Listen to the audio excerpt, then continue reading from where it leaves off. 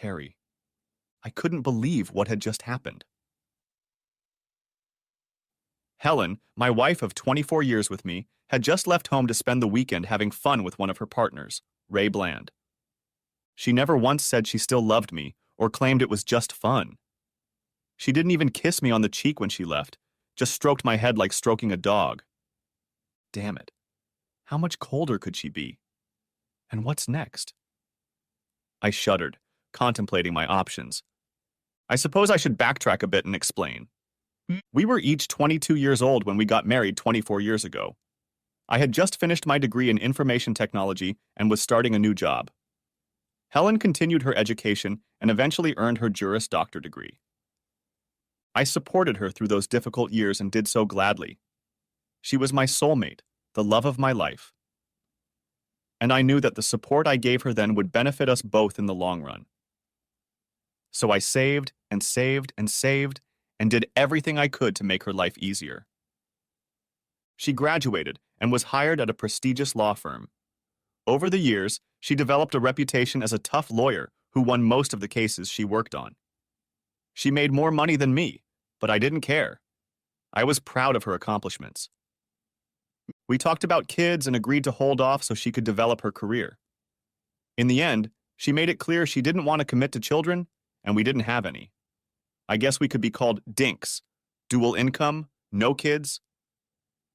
I didn't even know what birth control she was using. How pathetic was that? Even if I had managed to get pregnant with her, I was sure she would have just terminated the pregnancy. Or maybe she wouldn't even tell me about it. Truth be told, deep down I resented her, but I tried my best to accept it and enjoy life. Although I would have loved to have a child to pass on my inheritance, I was glad we had no children now.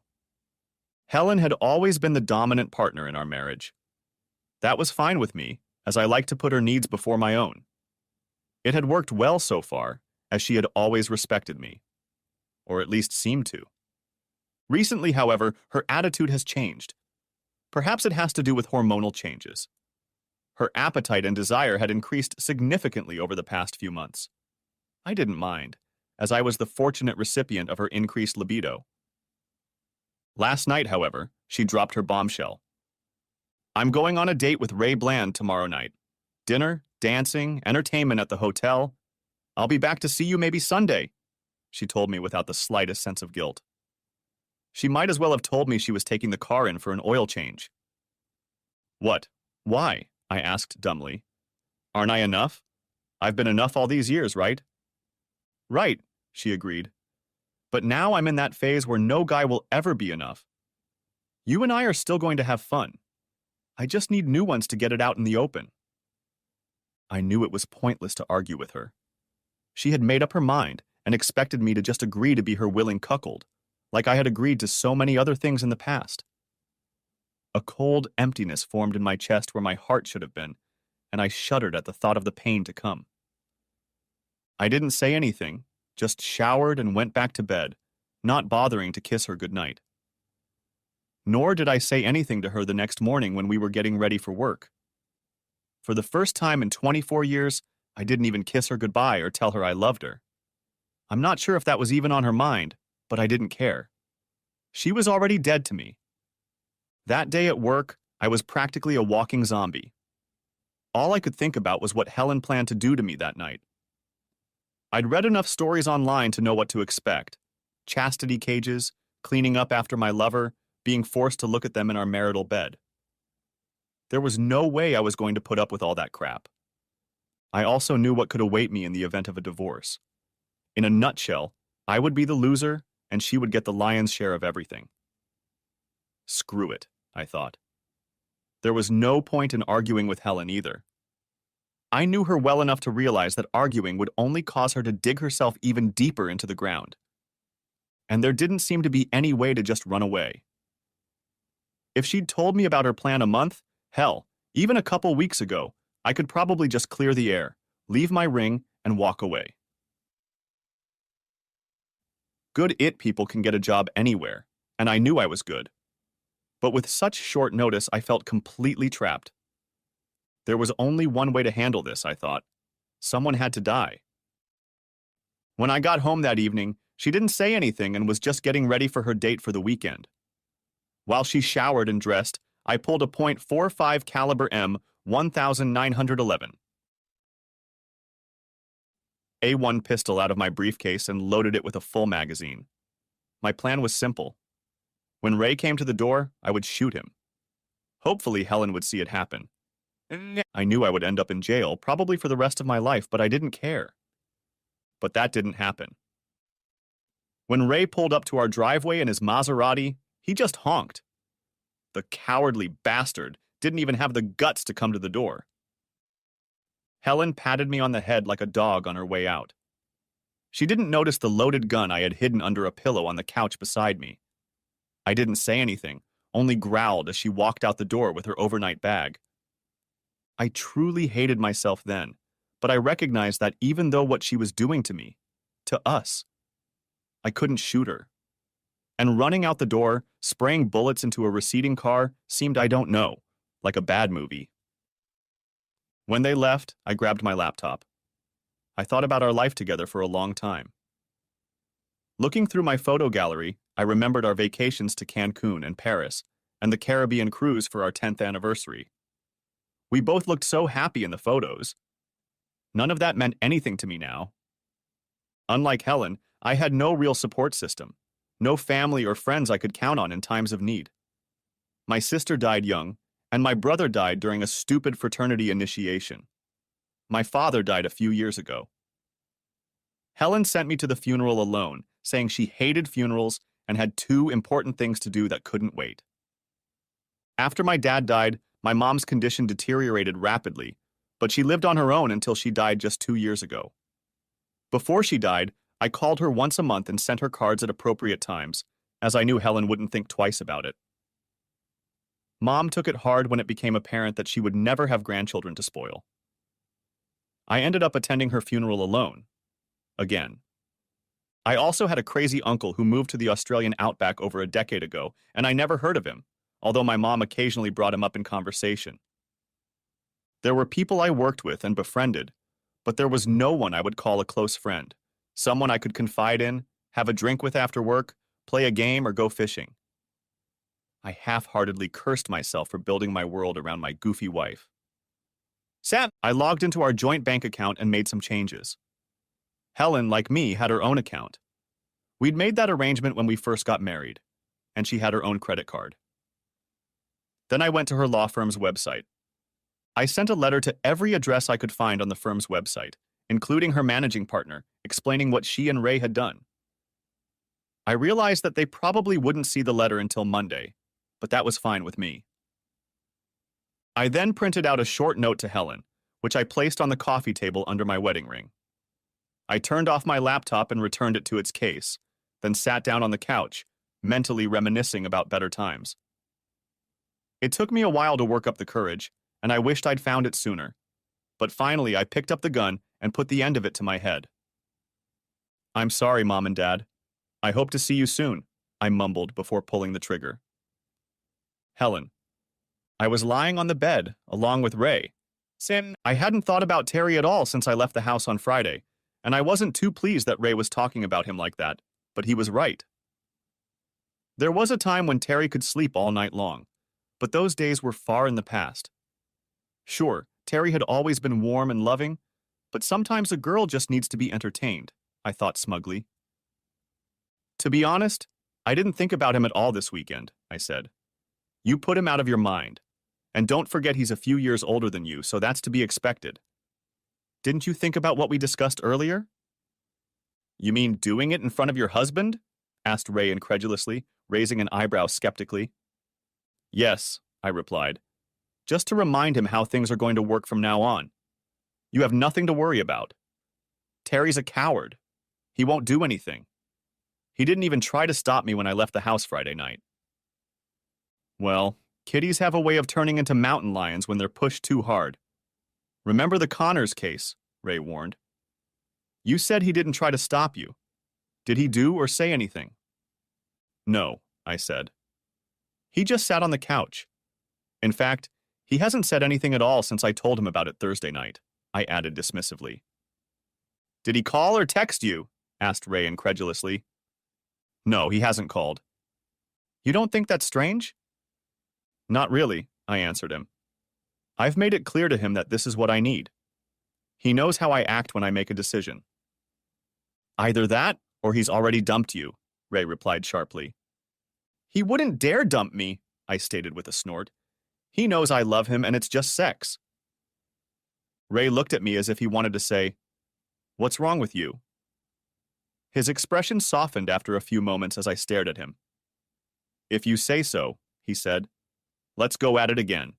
Right. Not until you promise me you'll help me punish him when you bring me back tomorrow night, I said. Okay, Ray agreed. I'll help you discipline him tomorrow. We pulled into my driveway late Sunday night. The house was quiet, almost too quiet. I looked at the yard and realized it hadn't been mowed. Terry always mowed the yard on Saturdays. I mentally flagged to talk to him. After all, I expected that with my new interest, nothing else would change. Are you ready for this? Asked Ray demandingly. Of course. I grabbed my bag from the trunk and headed for the door. Ray followed behind me. I put the key in the lock and turned it. At least Terry hasn't changed the locks. Yet, I thought. I swung the door open, and a horrible smell immediately came over me. What the hell was that? I covered my mouth with my hand and looked inside. What I saw made me horrified and nauseous. I quickly closed the door and ran into the yard where I threw up. What's going on? Are you okay? Asked Ray, coming up to me. It's Terry, I stammered as the vomiting stopped. He's dead. What, dead? Almost shouted Ray. Are you sure? I stared at him. I'm sure. My new couch is ruined, and shit everywhere. What am I supposed to do? Well, I'd say you need to call 911, Ray replied in a nervous, shaky voice. Holy shit, Captain Hindsight, I told him sarcastically. He recoiled, but quickly regained his composure and looked at me like I'd just turned into a cobra. I'm sorry, Ray. I didn't mean to snap at you. I just didn't expect this. Would you mind staying with me? At least until the cops come. I reached out a hand to his arm to reassure him and myself. I think I can sit here for a few minutes, he said, his voice suddenly sounding reluctant. But this is your mess. You have to clean it up. Thanks, I snorted back in disgust, pulling my phone out of my purse. Jerk, I thought, dialing 911. The female operator said soothingly that the police were on their way and should arrive within the next hour. She suggested I stay outside the house until they cleaned it up. Given the stench, I happily agreed. We got into Ray's Maserati to wait for the cops, and then it hit me. Terry was dead. I didn't want to... this. I wanted everything else to stay the same. I wanted him to take care of me in my old age. Realizing that, I burst into tears. Ray put his arm around me as I sobbed over the loss of Terry. You know you're going to have to call Bledsoe, Ray said when I had calmed down a little. It's bound to be in the paper. The neighbors will talk. You'll have to write an obituary. Even if you cremate and scatter it quickly, quietly, and privately, there will be repercussions. And the firm doesn't like to be taken by surprise. I know, I said quietly. Wilson Bledsoe was the managing partner of the firm we worked for. You should probably call him now before the police arrive, Ray suggested seriously. You're right, I snapped quietly and immediately pulled myself together. I was a lawyer, I reminded myself firmly. Then I pulled out my cell phone and dialed Bledsoe's home number. He answered after the third ring. Good evening, Helen, he said in his usual slow, deliberate tone. What can I do for you? Mr. Bledsoe, my husband is dead. It seems he killed himself, I told him, and my voice suddenly trembled. Well, that explains why he never responded to my email, Wilson replied in exactly the same deliberate tone. An email? I asked, puzzled as to why my boss would want to write to Terry. Yes. I got a rather disturbing email from him on Friday night. I didn't see it until after Georgia and I got back from dinner at the country club, but I replied as soon as I saw it. Is it true? What is true, sir? I asked, now concerned. That you spent the weekend with Ray Bland. We're intimate? Is that true? He repeated insistently in the same even, relentless tone he used to question witnesses. Yes, sir. It's true, I said, suddenly afraid for my job. There was a morals clause in the firm's employee handbook, and I knew I could be fired for what I had done. I also knew that in Bledsoe's case, if I was caught lying, whatever I was facing would be 10 times worse. I'm sorry to hear that, Helen. Of course I'm sorry to hear about your husband. Have you called the police yet? Yes, sir, already, I replied. You'll have your hands full for a few days. Why don't you take a week's vacation and deal with your husband's death? We'll discuss your actions and your future at this firm when you return. But I have the Wilson case, I protested. Jenny Hawkins is your second assistant on this case, isn't she? Asked Wilson. He must have known perfectly well that she was. After all, he had appointed her. Yes, sir, she is, I said, feeling my hand go numb and the phone begin to shake. Jenny is a competent attorney. I'll have her file a continuance so she can get up to speed. You, on the other hand, need to concentrate on your husband's final preparations. But I have to say, Helen, I'm very disappointed in you. I understand, sir, I said, swallowing nervously. Is Mr. Bland with you now? Asked Wilson. His tone hadn't changed throughout the conversation, and he was as devoid of emotion as a coroner pointing out a bullet hole in an autopsy.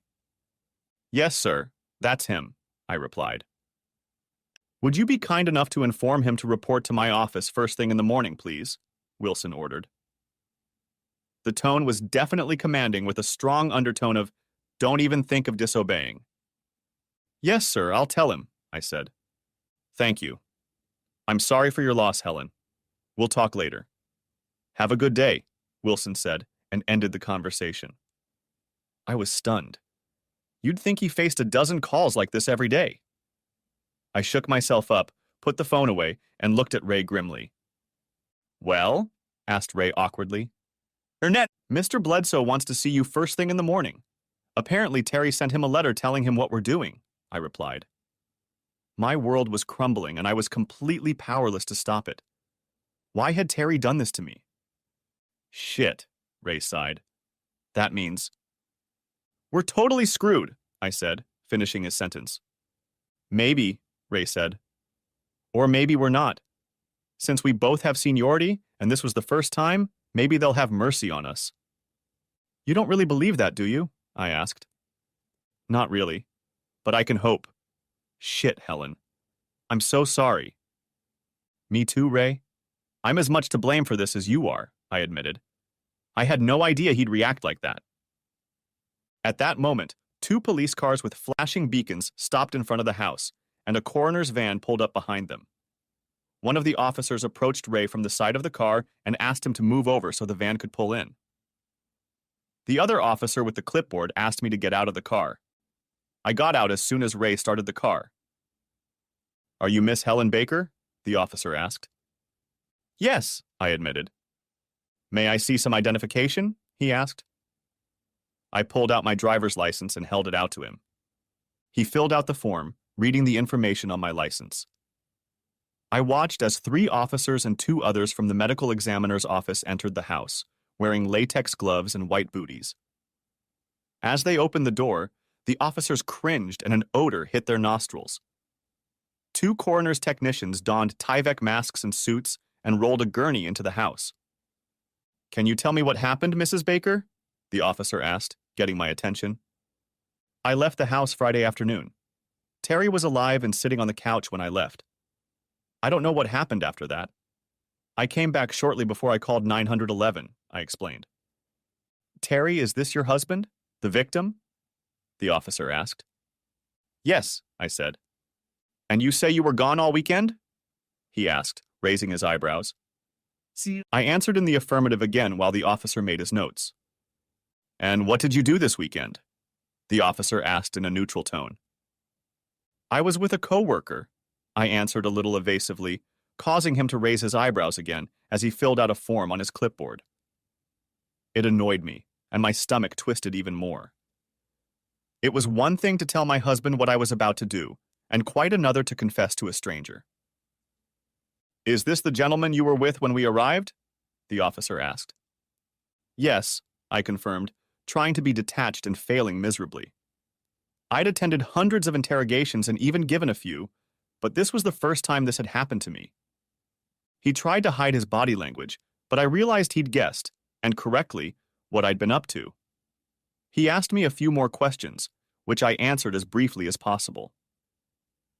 Another 20 minutes passed before he finished taking my statement. I tried to talk nonchalantly, but the officer was focused.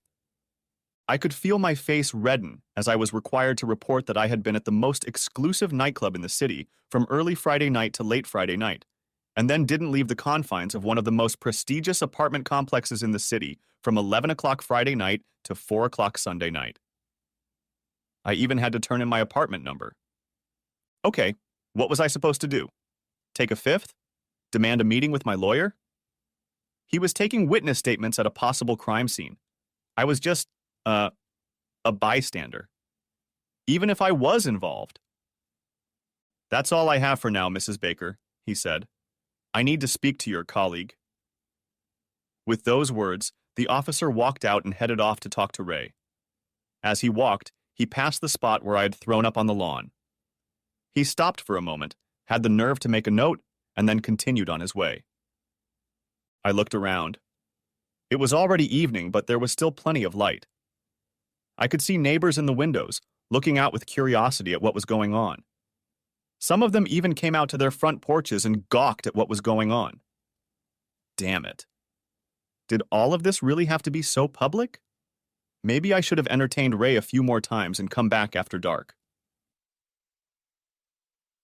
A few minutes later, I saw the technicians from the medical examiner's office come out of the house with a gurney carrying Terry's body in a closed bag. I shuddered, but for some reason I couldn't look away. They put the gurney in the back of their van, closed the door, and removed their white suits. Carefully folding the suits into a plastic bag, they got into the van and drove off. The officers got out after them, and a man in sergeant's stripes headed toward me, carrying 2 plastic bags. Mrs. Baker, I'm Sergeant Smith, he said. We found this weapon next to your husband's body. Did you know he had this gun? He asked, holding up the bag that contained Terry's gun. Yes, I knew, I replied. It was a gift from his grandfather. He's had it for years. I felt myself shivering a little, more than a little. Before, it was just a piece of metal that I hadn't seen or remembered. Now my gut saw it as a deadly weapon. I suddenly wondered if Terry had gotten it after I left, or if he had it when I left and was going to use it against Ray or even me before turning it on himself. All these murder-suicides that had been on the evening news for years and that I'd barely paid attention to suddenly came crashing down on me. Terry loved me, damn it. Didn't he? He let me have everything I wanted. Why not this? We found this on the coffee table, too, the sergeant said, holding out a bag containing a piece of paper. Obviously, he intended this for you. I took the package from the sergeant and saw the typewritten note and Terry's wedding ring. Trembling, I read the note through the plastic. Helen, the note began, I would rather die than be your cuckold. I've loved you exclusively for a quarter of a century and have always put your needs before my own. And this is how you repay me. Well, screw you, you selfish, worthless bitch. I'm the one who pulled the trigger, but my blood is on your hands. When you went off for a weekend of fun with Ray Bland, you killed our marriage. You killed me. I hope you live a long and miserable life, bitch, and my rotting corpse haunts you every time you close your eyes. The short note ended. Rot in hell, bitch. With shaking hands, I handed the note back to the sergeant. I knew he'd need it to finish filling out the report. My knees were shaking harder than my hands, but they didn't buckle. If I wasn't in shock before, I was now. I thought about what Terry had written. He had never used such language in my presence, ever, and his letter shook me to the core. Honestly, I hadn't realized he had it in him. Maybe if he had told me that on Thursday, when I told him my plans, I wouldn't have left and Terry would still be alive. It was with a heavy feeling that I realized that the crucial word was maybe. But I can't stand speculation and maybe. I'm a lawyer, which means I have to work with the hand I'm dealt, even if I drew it myself. I took a couple deep breaths to keep my cool and looked at the sergeant. Speculation and reasonable doubt was what I was trying to slip into the jury on behalf of my clients. I strongly suspected that my own reasonable doubts were lying in a puddle in the front yard, and whatever jurors eventually appeared before me would not elicit much sympathy. "Can I go back to my house now?" asked I. "We're still examining the scene, ma'am, and frankly, it's pretty bad out there. According to our coroner, your husband committed suicide sometime Friday night, and I don't think you should stay here. At least not for a couple days. I took the liberty of calling the cleaning service, and they should be here soon. If I were you, I'd find a hotel and stay there until at least Tuesday or Wednesday." "Can I at least get my computer and a few things to get me through a couple days?" I asked in my professional tone. "When we're done," said the sergeant. "It could take another hour." He studied me for a few moments, then pulled a card out of his pocket and held it out to me. "I realize this is all a shock to you, ma'am. I strongly recommend that you talk to someone. I recommend Gina Hastings. She's an excellent counselor. She's the one the department refers us to when an officer is experiencing trauma at work. Tell her you spoke to me, and I'm sure she'll get you in quickly." "Thank you, Sergeant Smith," I replied.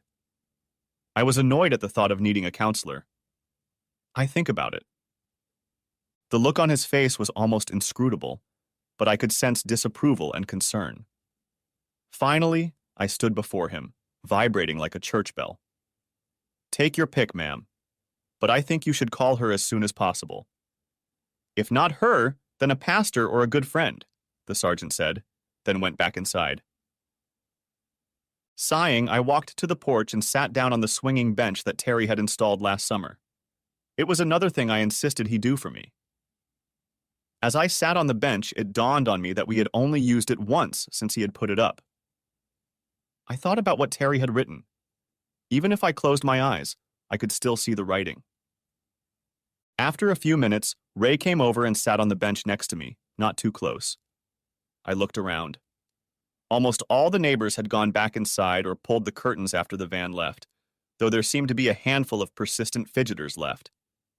"What did they want?" I asked uncertainly.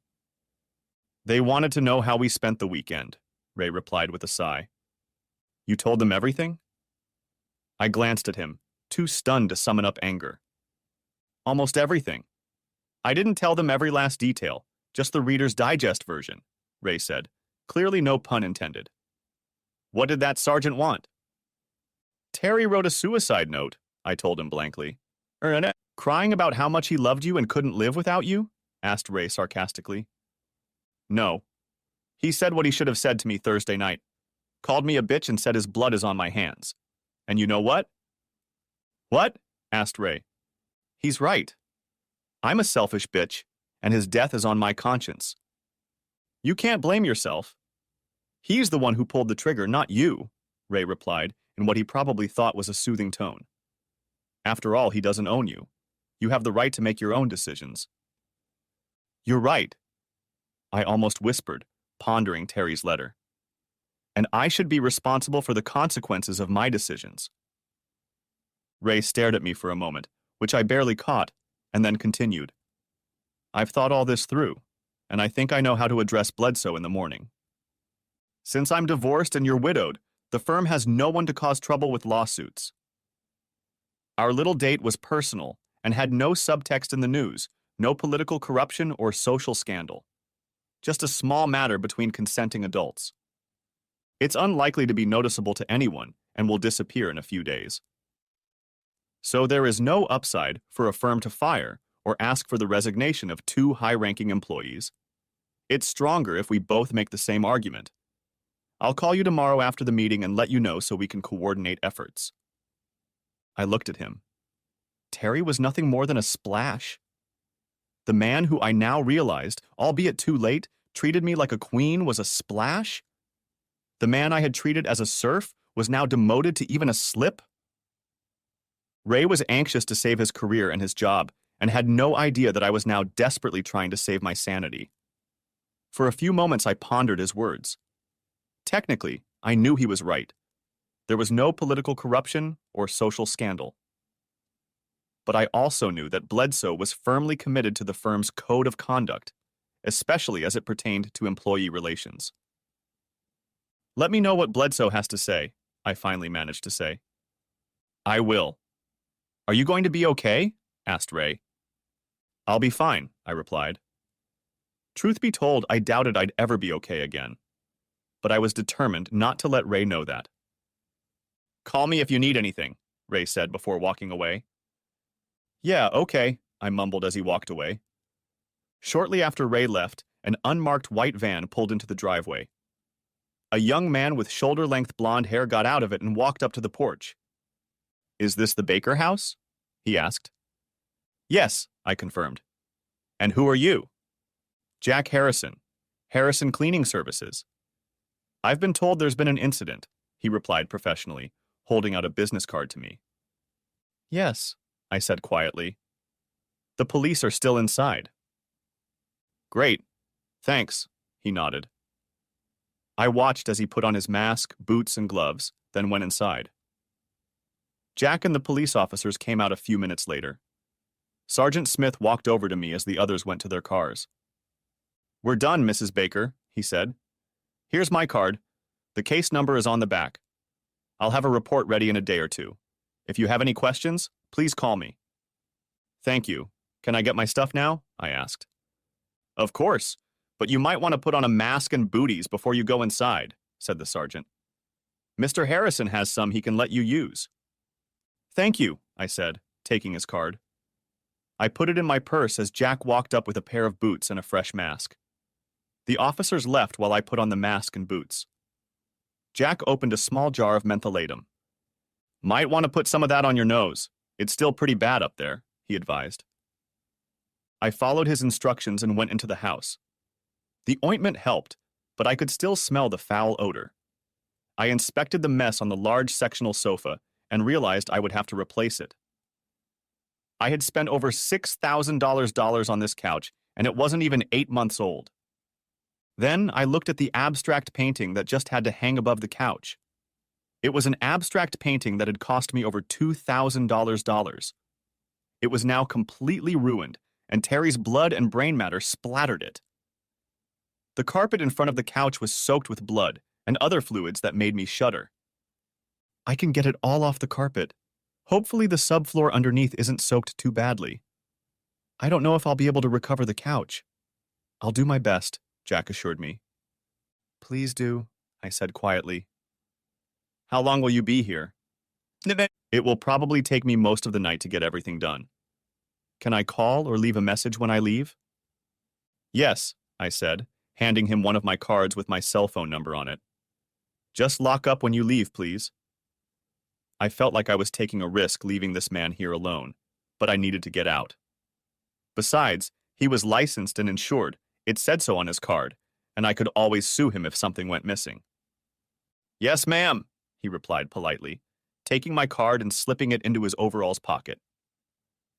I went upstairs, packed my things for 3 days, grabbed my laptop bag, and quickly left the house before my stomach rebelled again.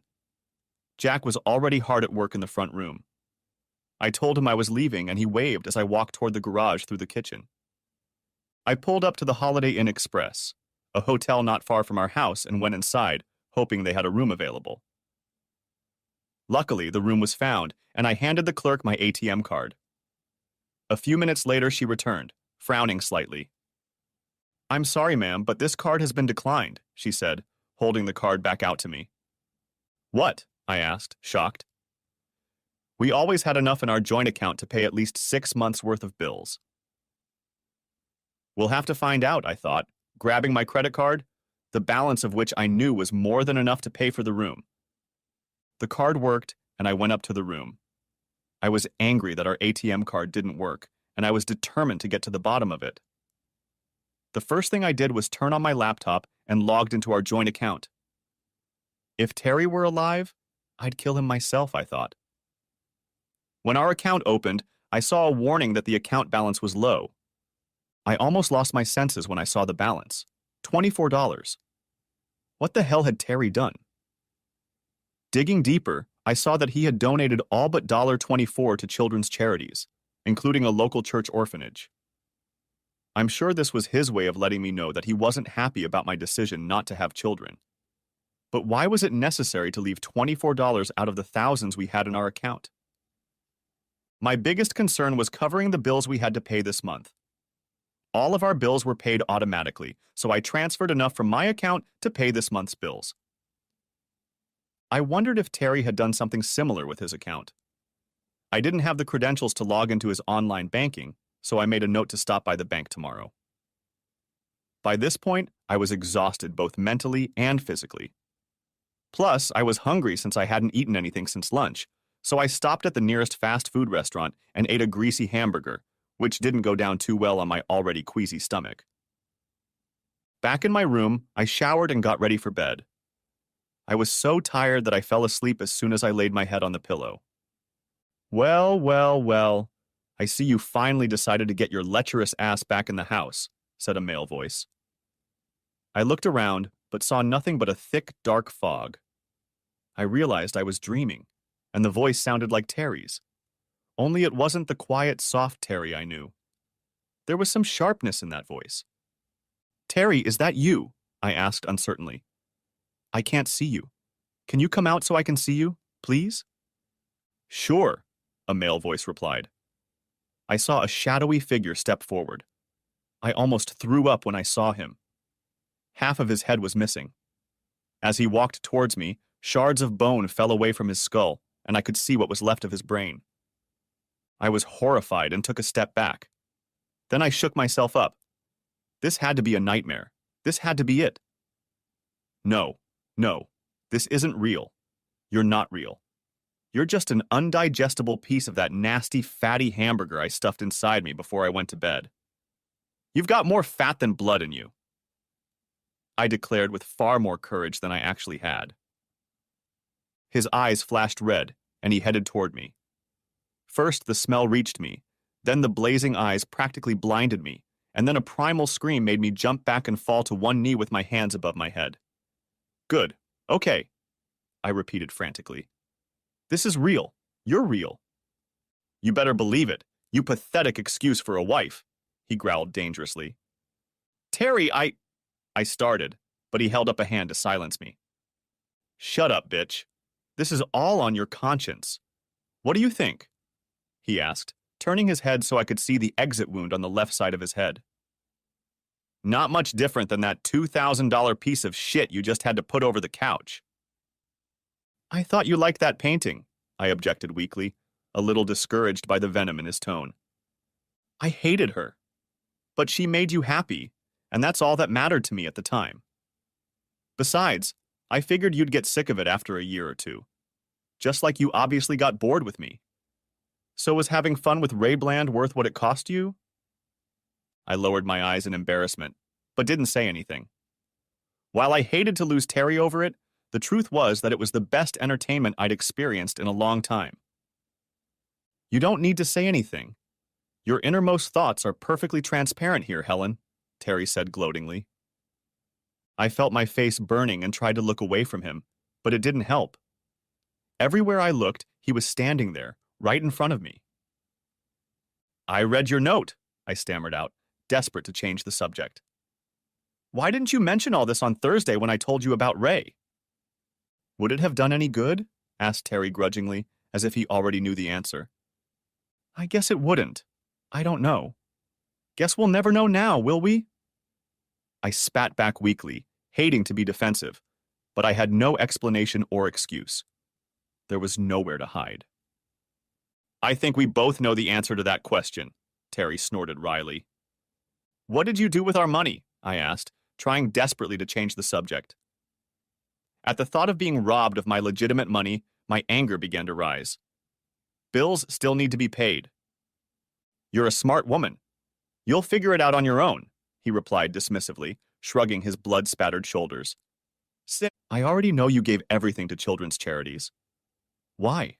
I asked, my anger building faster than my fear. What do you care? You denied me children even though you knew how much I wanted a child when we got married. I decided he should be where he could be put to good use. If I can't pass it on to my own child, I decided that other children should enjoy the fruits of my years of labor, at least the one you haven't spent yet.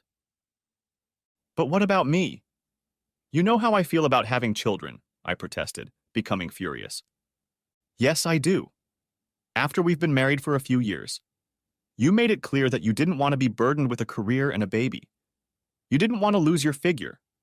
You always thought a baby would interfere with your work and your climb to the top. And you got your way, as you always do. Just like you did with Ray. By the way, how are you doing with that? At least I'm still alive. I didn't choose the coward's way, I hissed. His eyes flashed red, and I suddenly hoped frantically that this was some kind of sick, guilty dream. If this was reality, I was totally screwed. Cowardly way out, huh? You think it was easy for me to blow my head off? I don't think so. It was the second hardest thing I've ever done. You know what was the hardest?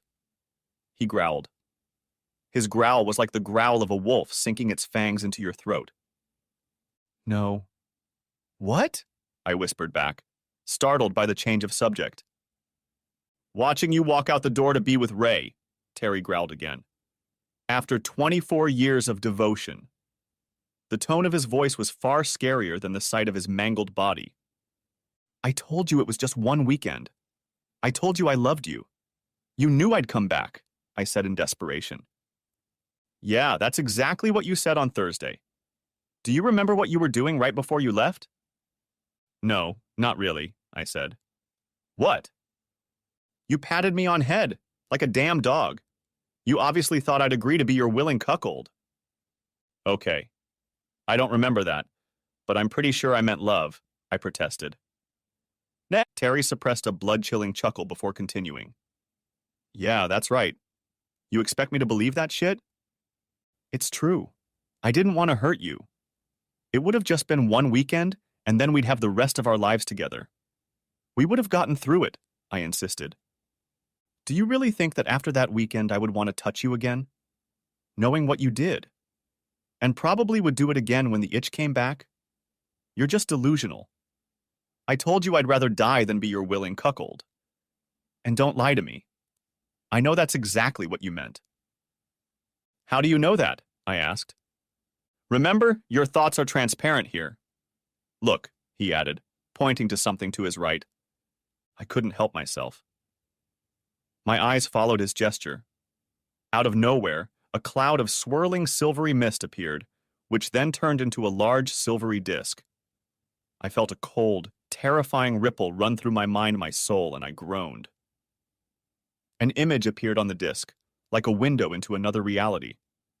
For a moment, I thought I was watching some cheap movie, but in a flash of horror, I recognized my wife and Ray. Good God, was this really how I saw Terry when I thought about it? There was a gurgle of agonizing disgust right behind my left ear, and I didn't dare turn around to look as I realized that, like icy claws tearing at me, what was left of my husband was standing right behind me. I cried out weakly in pure, distilled, petrified fear and tried desperately to deny what I was up to, mentally chasing it away. Unfortunately, the next revelation was even worse. I was the undisputed star of this particular show. That didn't happen, I protested hoarsely. No, but you and Ray talked about it, planned it, Terry said. You may well have done it. What excuse were you going to give me? Were you going to say it was only going to be a one-time thing? I looked at Terry, shocked. How could he possibly know about this? Yes, Ray and I had discussed it, but we hadn't made any firm plans. Really?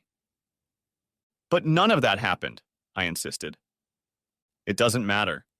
Here where I am, thinking and talking about something is the same as doing it, Terry replied. And what is it exactly?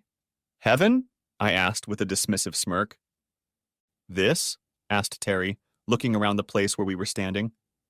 I don't think so. And before you ask, it's not another place. It's just a meeting place between your reality and mine, Terry explained. At that moment, I heard a loud zing, and a red light began to shine through the fog. What was that? I asked. Our time has come to an end. I have to get back, said Terry. Don't worry, we'll talk again, I'm sure. Wait, I have a question, I pleaded. Just one? Sarcastically retorted Terry. For now. Why did you leave $24 in the account? You're a smart woman, counselor. You'll figure it out for yourself, Terry hissed. See ya, he added, and turned his back to me. I sat up in bed, my body covered in sweat. Sunlight streamed into the hotel room, and I glanced at the clock. 8:30 in the morning. Damn it. I knew I'd fallen asleep last night, but I felt like I'd just finished a marathon. Exhausted, I walked into the small bathroom and did my business, then looked at myself in the mirror. There were dark bags hanging under my bloodshot eyes, and my face looked even more wrinkled than before. I'm only 46 years old, but the face in the mirror looked at least 10 years older. I remembered Terry telling me many times that I looked 10 years younger than my years, and sighed heavily. I had a full day ahead of me, so I showered and then dressed in my usual jeans and a simple blouse. After checking myself one last time, I went downstairs to get some breakfast and a much-needed cup of coffee. Today was the first day of my entire screwed-up life.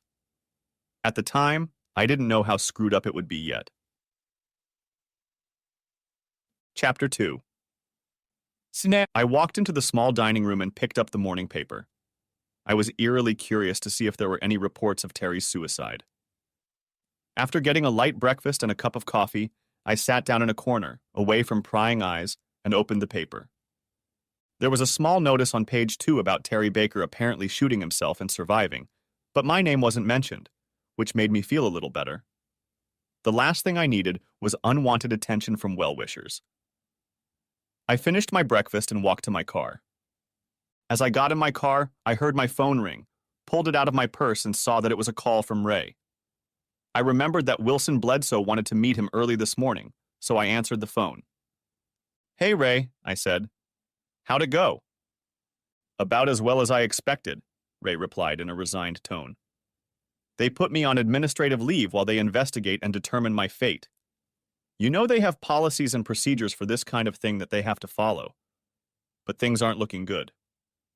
When will you know the outcome? I asked. Sometime in the next 2 weeks, Ray said. But I'm not going to sit on my laurels. I'm going to probe the candidates. We'll see what happens. How are you holding up? He added as if by the way. I'll be fine, I replied bravely, not wanting to tell him about the disturbing nightmare of last night that still haunted me. Just then another thought hit me. By the way, does anyone else in the office know? Only anyone with an internal email address, Ray replied annoyingly. Looks like your kitty husband told everyone. Shit, I sighed, seeing my career and reputation go down the toilet. Anyway, there's no point in hiding it now. Do you want to meet for lunch or something? He asked with a slight hopefulness. I stared at my phone for a moment. It was like I was reading his mind. He was on vacation and had nothing to do but look for a job and have some more fun. Hell, I just turned my life around. Finally, I broke the tense silence. I have a lot to do today, so I don't think I'll have time. Besides, I don't think that would be wise under the circumstances, do you? I asked back, a little sharply. You're probably right. I'd better let you go. Call me if you need anything, Ray said. We ended the conversation, and I checked my messages out of curiosity. I saw a message from Jack letting me know he was leaving the house. The message was sent at 5:30 a.m., meaning he had been there all night. I saw another message from my older sister Janice. I saw the paper this morning. Is that your Terry who killed himself? Yes, I texted back. I'll call and explain later, I added before sending the message. Janice was 2 years older than me, and while we'd always gotten along well, she tended to play the role of mother hen. Truth be told, I just didn't want to fight with her at the moment. I drove up to the house and parked in the garage. As I walked through the door leading into the kitchen, I noticed that the bad smell of Terry's blood and other bodily fluids was gone, but it had been replaced by the almost overpowering odor of pungent cleaning products. I avoided taking deep breaths for fear that the air would dry out my lungs. Walking to the front room, I was surprised to see that the couch looked almost new. It would have saved me from having to replace the $6,000 couch, but I swore I would never sit on it again. For a moment, I was angry at Terry for not killing himself in his chair. I also turned my attention to the painting above the couch and was pleased to see that Jack had managed to save it as well.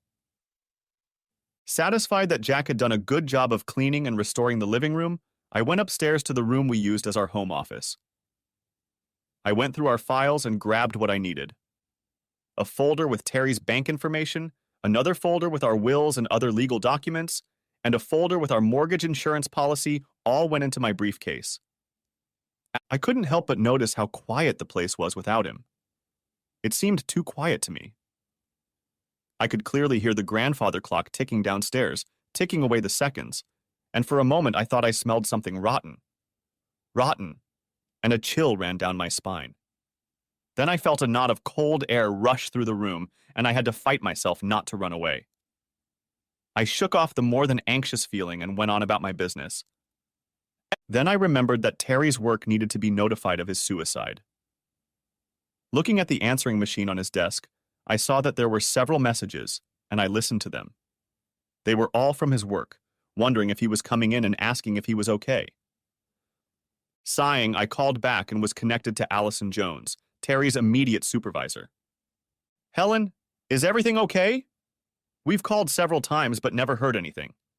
It's not like Terry to be late. Is he all right?" asked Allison anxiously. "No, Allison. He's dead," I replied in as calm and level a voice as I could manage, causing Allison to flinch. "Dead? Oh my God, what happened? Did he have a heart attack?" "No. He shot himself," I said, marveling at how calm I'd been when I'd accidentally informed Terry's boss that he'd killed himself. "Oh no," Allison sighed. "When did it happen?" "I was told it happened Friday night. I was away over the weekend," I said, hoping to ward off further questions. "I'm very sorry, Helen. Please let us know when the wake will be held." "I know everyone here will want to attend," Allison said. "I'll have HR contact you about insurance and his company's 401k. And please feel free to call anytime if you need anything." "Thank you, Allison. I appreciate it," I said, trying to sound sincere.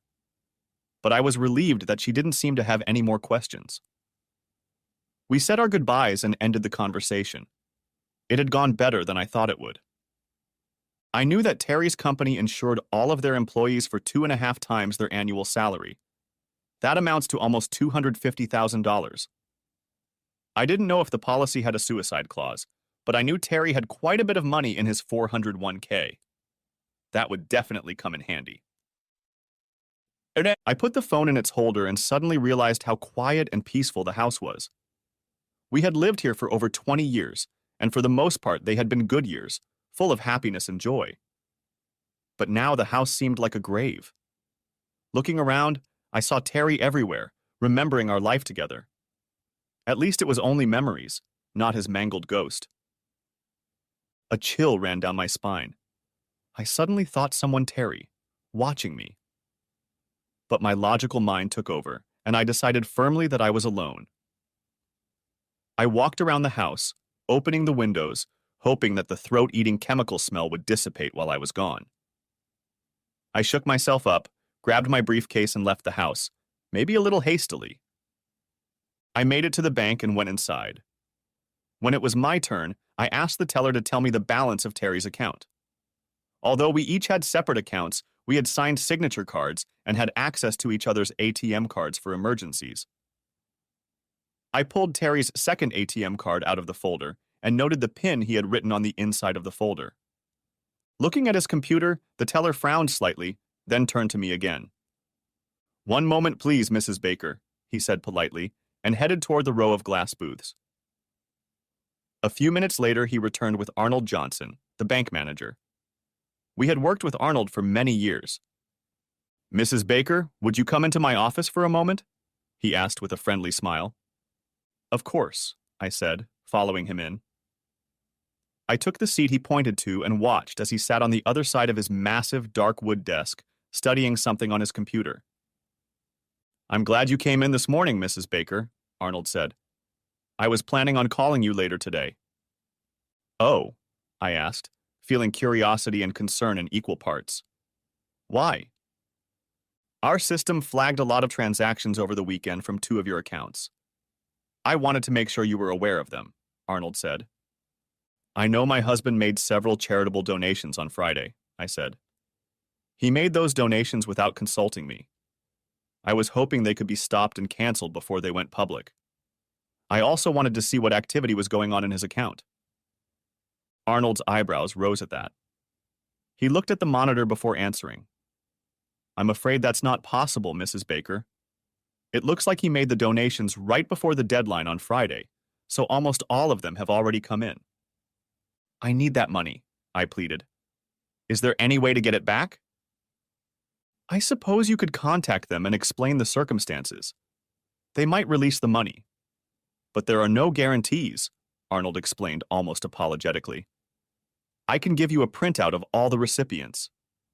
He looked at the screen again. It's going to be a pretty long list. I've weighed the pros and cons very seriously. A simple appeal would probably not allow for a refund.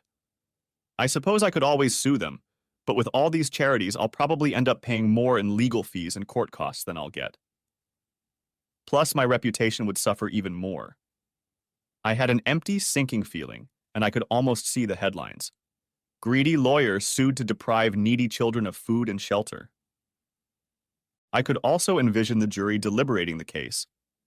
So we have a whore whose adultery caused her husband to kill himself. Now she wants to starve orphans and make them homeless. I say we give her the middle finger. I'll be lucky if they don't vote to tar and feather me in public.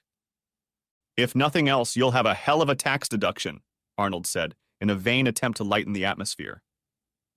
I stared at him dumbly, slightly puzzled by his attempt at humor. After a few awkward moments, he cleared his throat and hastily looked away. What about Terry's account? I asked, trying to change the subject.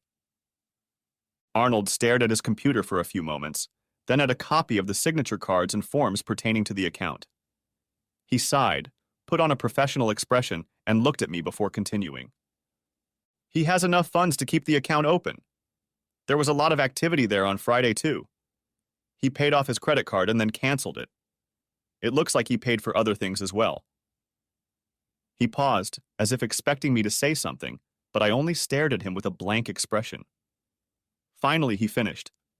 And there's one large payment to the West Side Funeral Home and Crematory. That hit me right between the eyes. I knew about that funeral home. It was the one that had taken care of Terry's parents when they died. Obviously, Terry had thought hard about his suicide. What about our other accounts? I asked. He didn't touch anything else.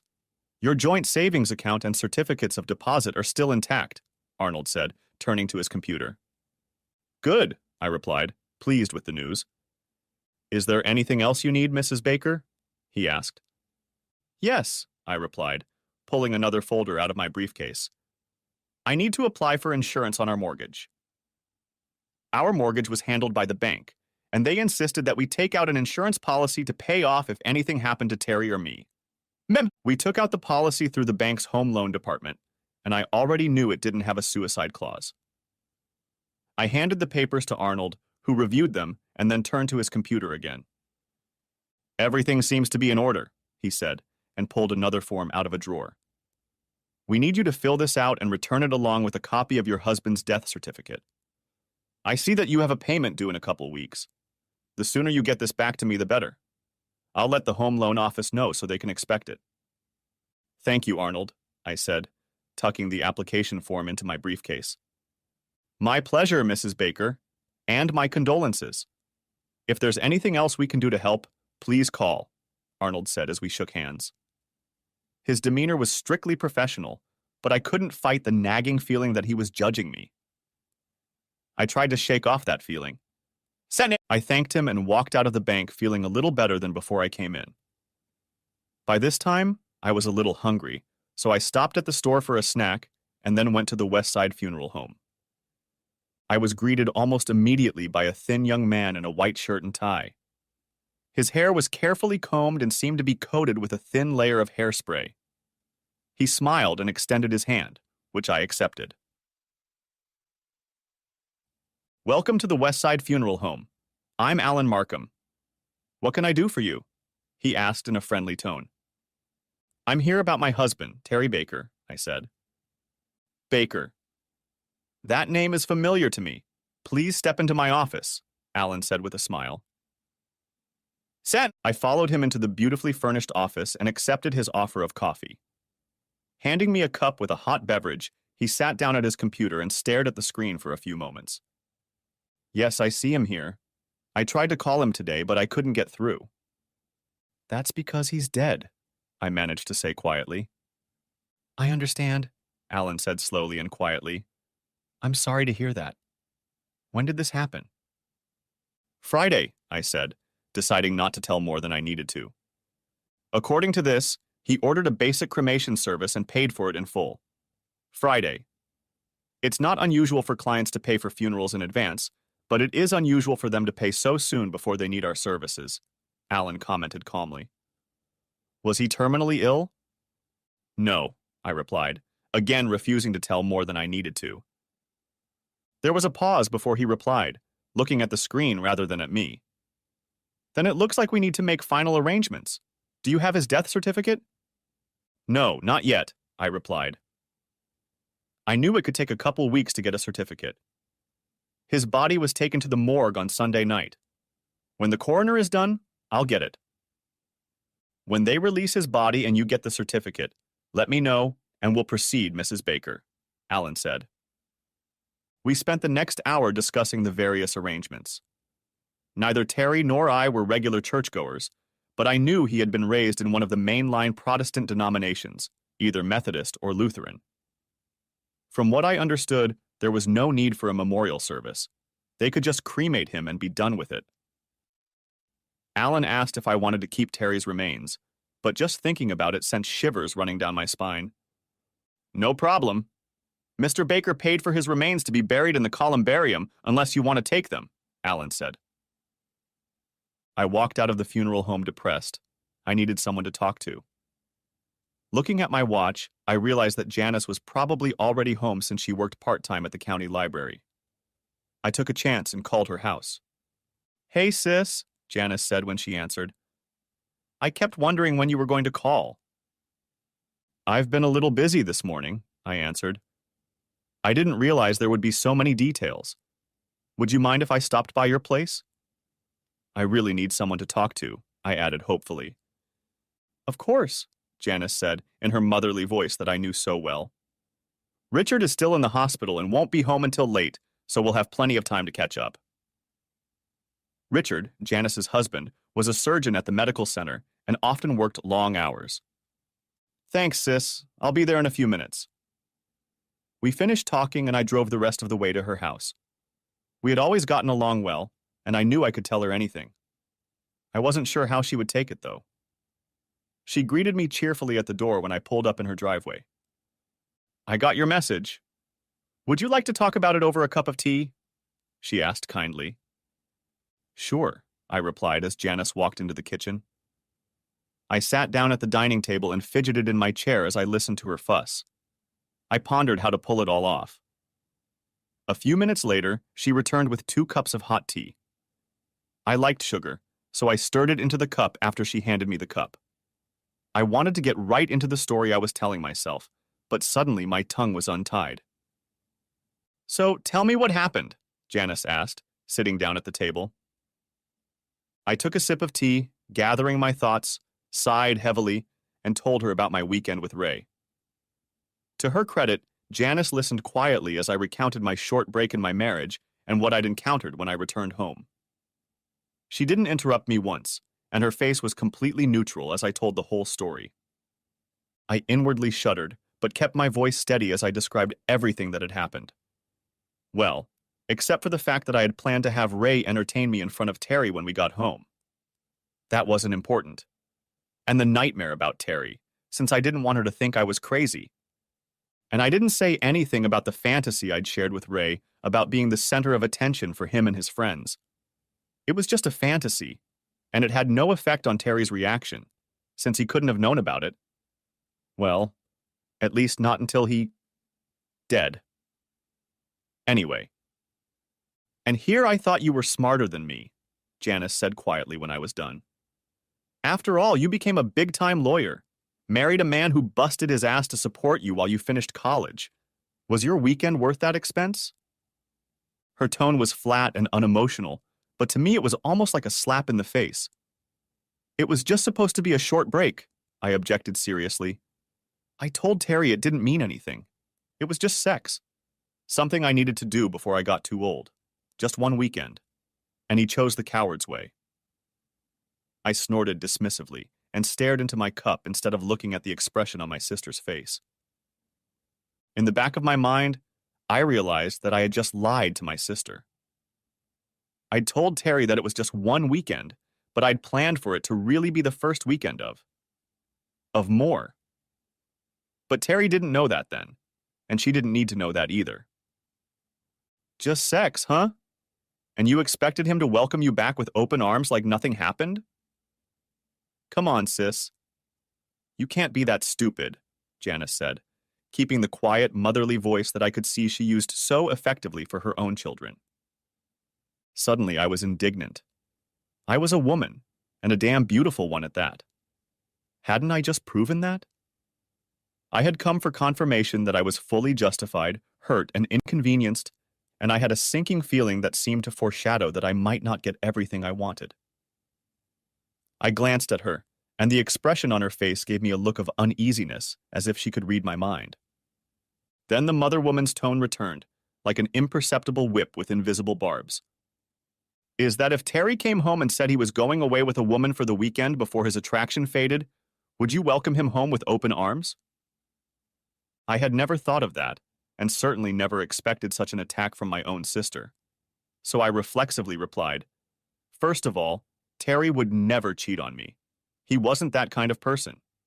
Second, I would have destroyed him in the divorce, and he knew it. Even as I spoke, I realized how that sounded. I had just admitted to being exactly that kind of woman. If I was in a courtroom and stuck my foot in so deep, I'd call a recess. Janice didn't even blink, and I realized that she knew me so well that she expected me to react this way. I see. So you're allowed to play and he's not, right? Janice asked, still in mother woman mode. Of course not, I protested, losing my balance. He had no reason to need more variety when he had me. I was the one who needed more variety, deserved it. Then I realized how much more I'd given away, wrinkled my nose, and hastily added, besides, it was only once. Really? Or would you have gone further? Would you have made Terry watch or settle for sloppy seconds? Would you have brought home different men? My sister asked. I stared at her with my mouth open. This coming from my calm, traditional, older sister? It was disorienting. What?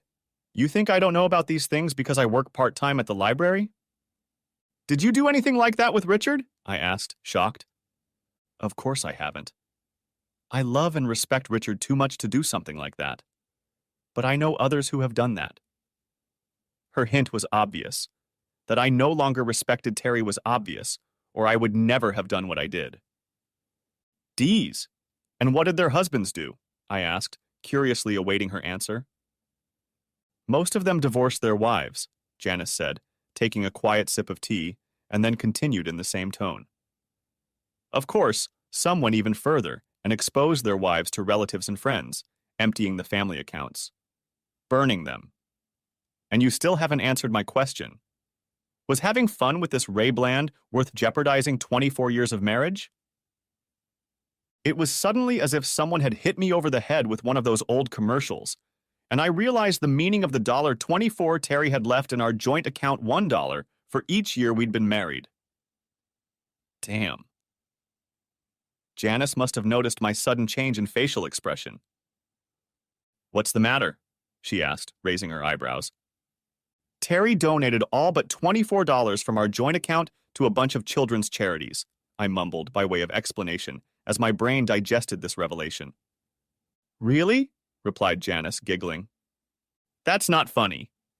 That account had 6 months' worth of bills on it, angrily exclaimed I. But you have to give him credit for style, said Janice with a slight chuckle. And what does that mean? I asked, growing increasingly angry. Didn't she realize the predicament this put me in? At least half of that money was mine. You denied him the one thing he always wanted, children. So in his final act of defiance, he gave your money to children's charities, knowing how much you don't want children of your own, Janice replied, shrugging her shoulders and ignoring my outburst of anger. I don't want kids. I just never wanted them, I objected sharply. Oh, please, Helen. I'm not stupid. I've seen the way you've behaved with our children. Why do you think they eventually left you alone? In fact, I don't think I've ever seen you with a baby in your arms. It was always obvious to us that you didn't like children. I just never wanted to have any of my own. After all, it's my body, I continued smugly. Yes, it is. And Terry respected that, although I'm sure you told him that after the wedding. She sighed and set her cup aside. I wish you'd respected it as much, don't you? That's not true. I respected and loved him, I protested, but it sounded weak, even to me. Really? If that's true, I'd hate to see what you'd do if you didn't love him, Janice remarked. In fact, I can't help but notice how stoic you are about his suicide. That hit a nerve. What was I supposed to do? I'm the one left alone. I'm the one with responsibilities. I have to pick up the pieces and move on. If I break, it won't change anything, I said, feeling more than annoyed. No, it won't change it, but it might help you deal with his death. But you've never shown much emotion, have you? As far as I can remember, you didn't shed a tear when your father died. A long, awkward pause followed.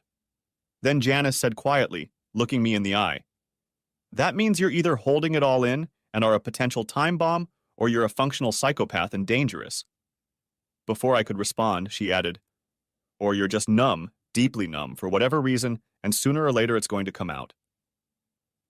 Emotions have never been my strong suit. You know that, I replied softly, sternly pushing away the uncomfortable feelings. Yeah, I know. So what now? Asked Janice after a few more minutes of awkward silence. I guess I have no choice but to move on, do I? I asked, letting the bitterness seep into my tone. No, you don't have a choice, Janice replied. But Richard and I will be there for you if you need us. We may not approve of your choice, but you are our family, and we still care about you. Thank you, Janice. I appreciate it, I replied, suddenly feeling genuinely grateful that my older sister still had some feelings for me, even if she didn't think I deserved them. We spent the next hour making small talk, which helped me ignore all the anxiety and feel a little better. Richard's on his way home, Janice said, glancing at the text message that had just popped up on her phone. Would you like to stay for dinner? I'm afraid it'll just be leftovers. Your leftovers are always good, I told her. I'd love to stay. We had a nice dinner and talked about everything but the 800-pound gorilla in the room, which was fine with me.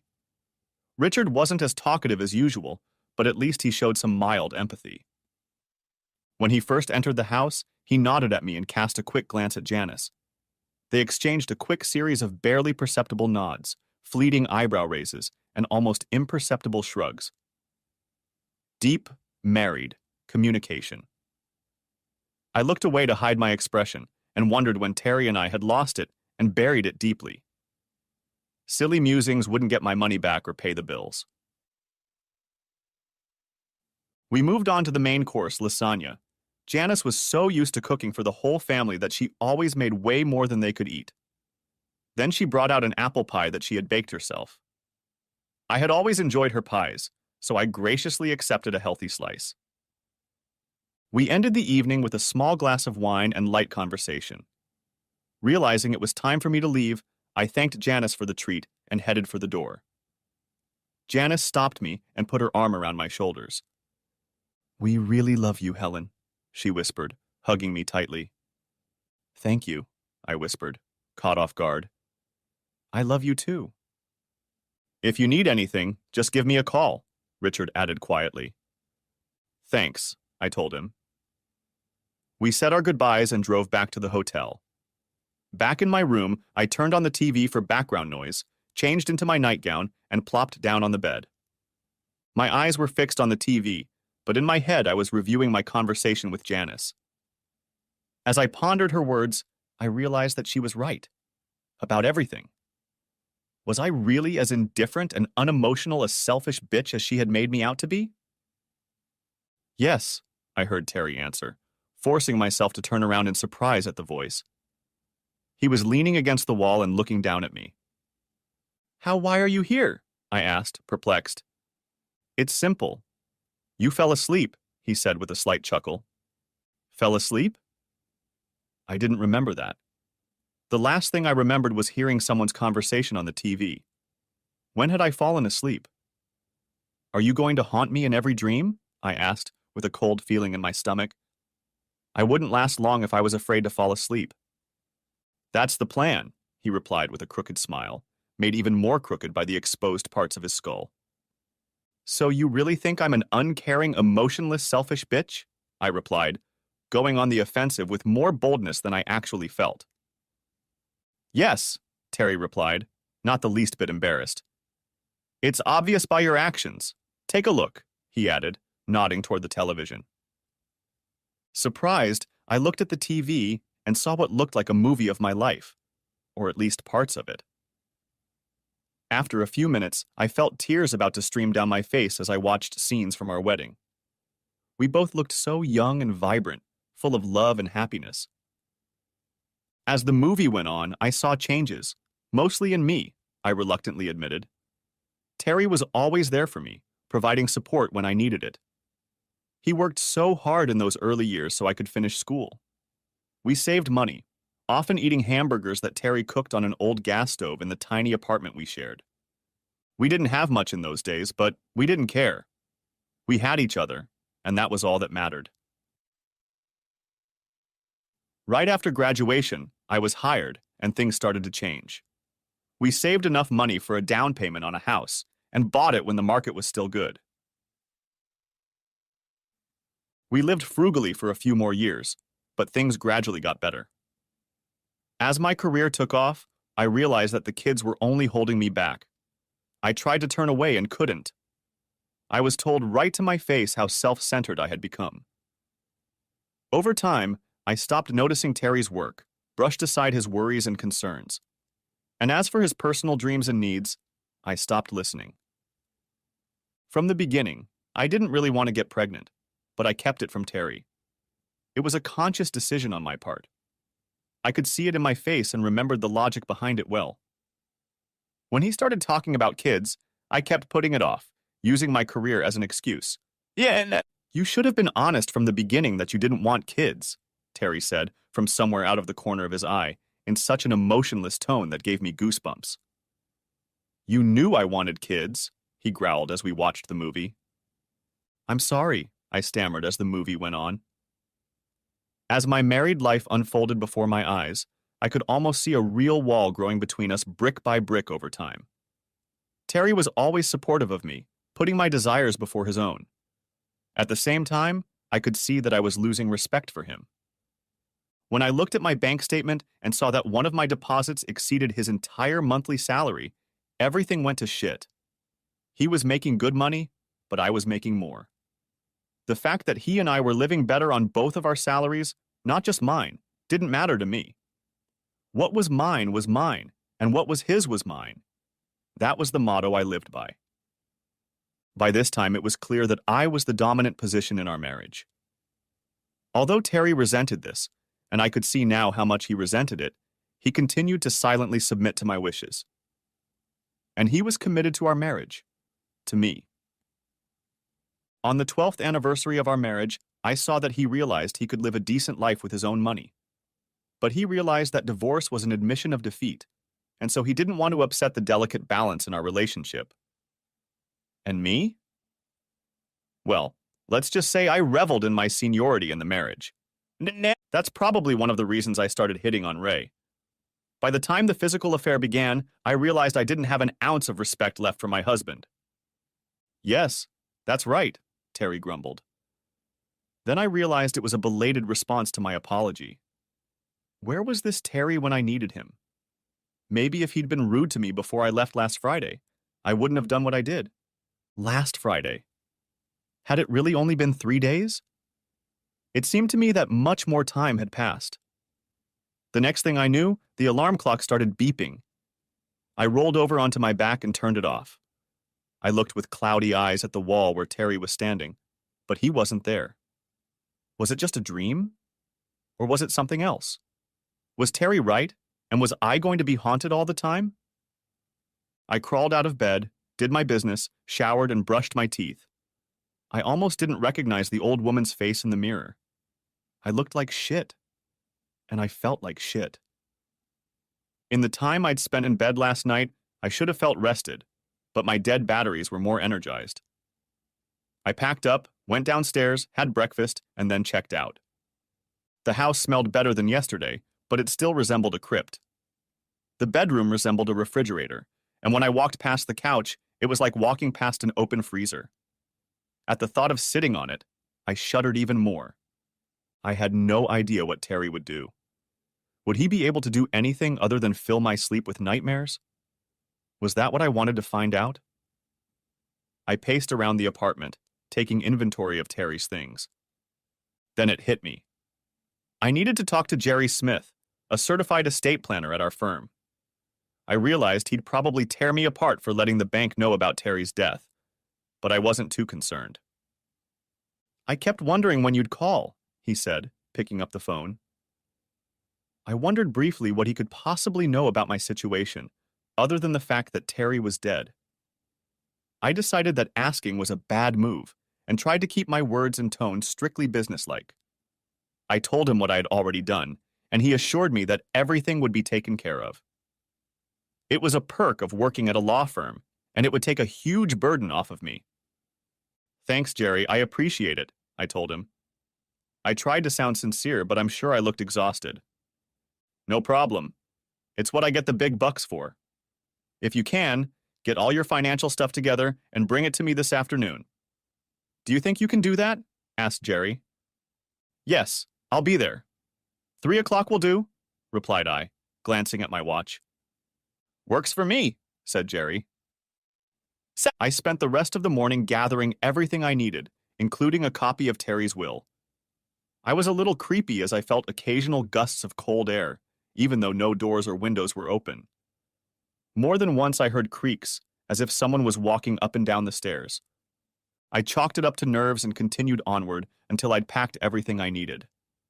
A nice hot shower helped calm me down, and I left the house, changing into something less casual than jeans, but more casual than the business suits I usually wore. When I got to the office, I noticed everyone was looking at me cheerfully, then quickly looking away when I returned their gaze.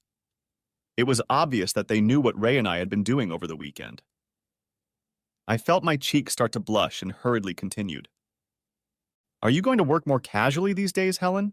Asked Wilson behind my back. I turned and saw that he was smiling, but the smile didn't seem to touch his eyes, which were restrained.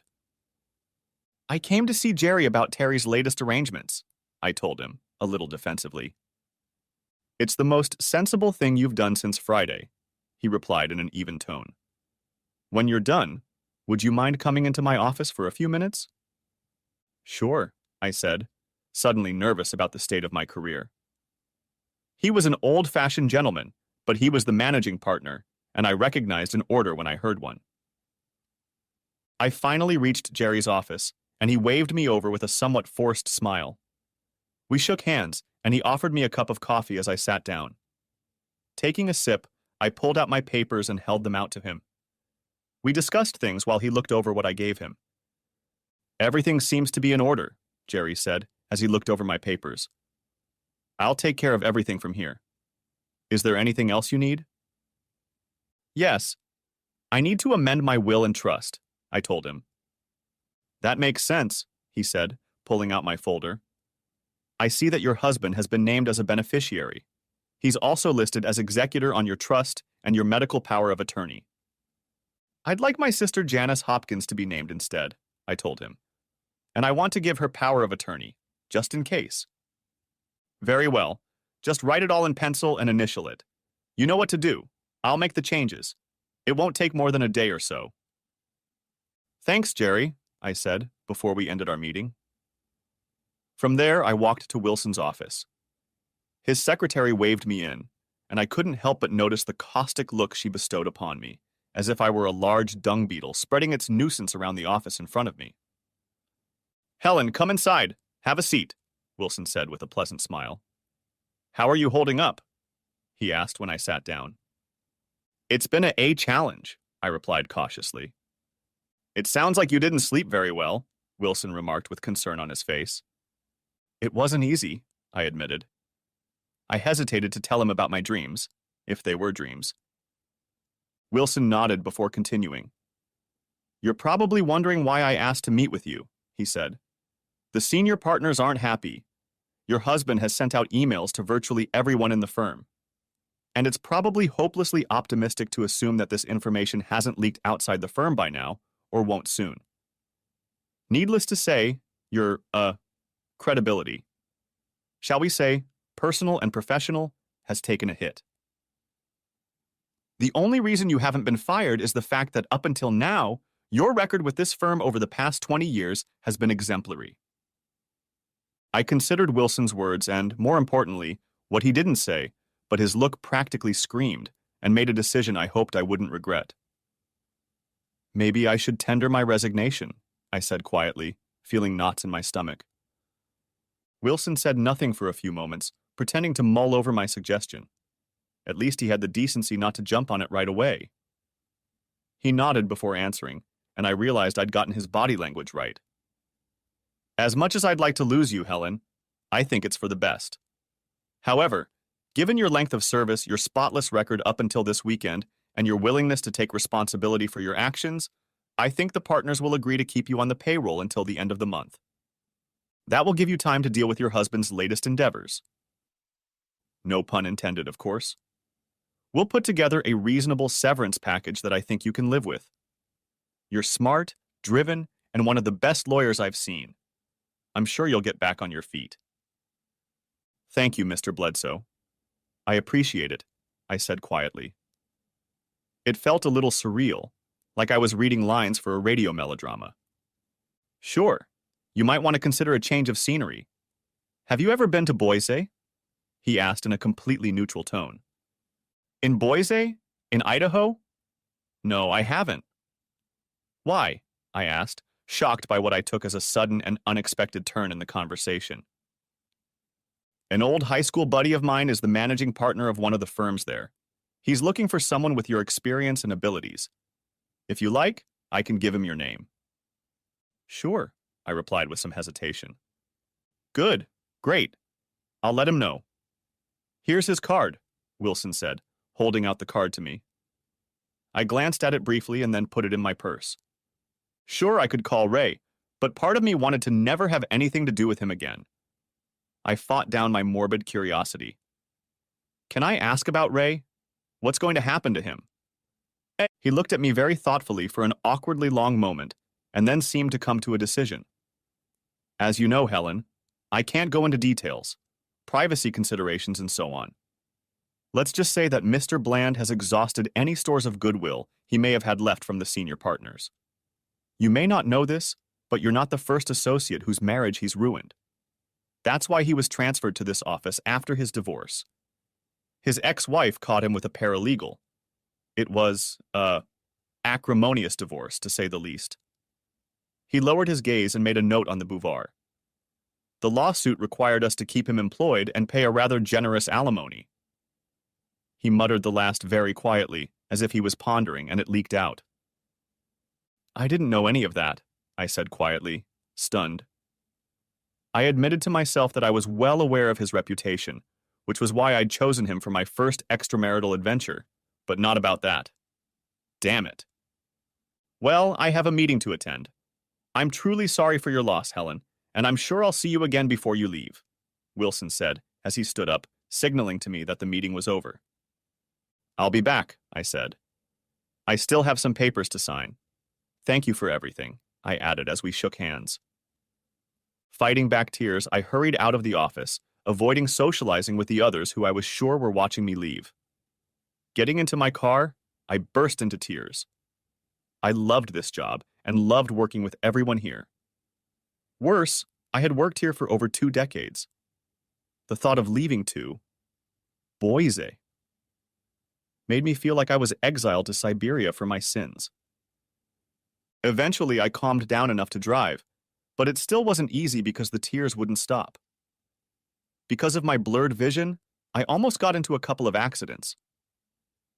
I finally made it home and sat on the couch, burying my face in my hands and sobbing uncontrollably over the loss of my favorite job.